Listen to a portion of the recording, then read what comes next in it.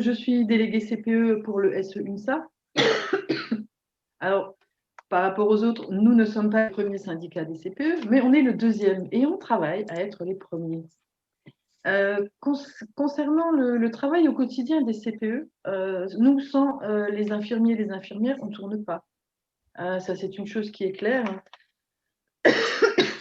Quelques petites anecdotes. Moi, j'ai de la chance, je suis dans un établissement, 2200 élèves, et j'ai une infirmière qui est présente tous les jours.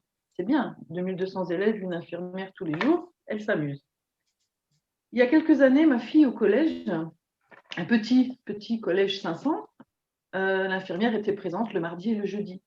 Alors j'avais dit à ma fille, pour rigoler, je lui ai dit, le jour où tu ne te sens pas bien, choisis ton jour, hein, ça sera mardi ou jeudi. Les autres jours, si la vie scolaire a le temps, mais s'ils n'ont pas le temps, voilà. Mais je peux vous parler de choses plus graves. Dans un établissement, un lycée, 1000 élèves, pas d'infirmiers. Avec ma collègue, nous avons vu mourir une jeune fille de 17 ans d'une rupture d'anévrisme. Dans la panique la plus totale, j'ai dû faire appel à un élève pour les gestes de premier secours. Je n'étais pas formée. Et il n'y avait pas d'infirmière. L'infirmière ne l'aurait pas sauvée non plus, cette jeune fille. Par contre, elle nous aurait rassurés et elle aurait permis que cette jeune fille puisse partir avec beaucoup plus de sérénité. Au quotidien, pour moi, l'infirmière, elle prend en charge les bobos, les élèves qui ne vont pas bien, mais aussi nous avons des partenariats avec les infirmiers ou les infirmières.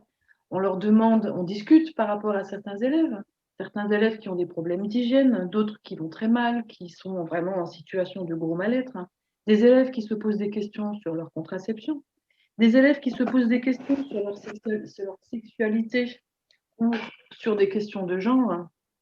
Pour ne citer que cela, c'est un vrai partenariat avec les infirmiers pour traiter de tous ces sujets. Nous avons aussi, dans beaucoup d'établissements, des réunions de ce qu'on appelle le vie scolaire élargie, donc qui regroupe les CPE, les personnels de direction, les assistantes sociales quand il y en a, les psy EN quand ils ont le temps, et les infirmières qui viennent. Donc tout le monde vient pour parler des élèves et souvent on recoupe certaines informations que chacun a de façon parcellaire, hein, pour mettre un petit peu bout à bout tout ça. Mais l'infirmière dans les établissements pour les CPE, c'est aussi le partenaire principal dans le CESC pour mettre en place toutes les actions éducation à la citoyenneté, préparer les plans violence, les plans harcèlement, aider les parents en difficulté, lutter contre l'exclusion, proposer des programmes justement d'éducation à la sexualité ou de prévention des comportements à risque. Et tout ça sans infirmière ou infirmière, eh ben, c'est pas possible. Je vais résumer.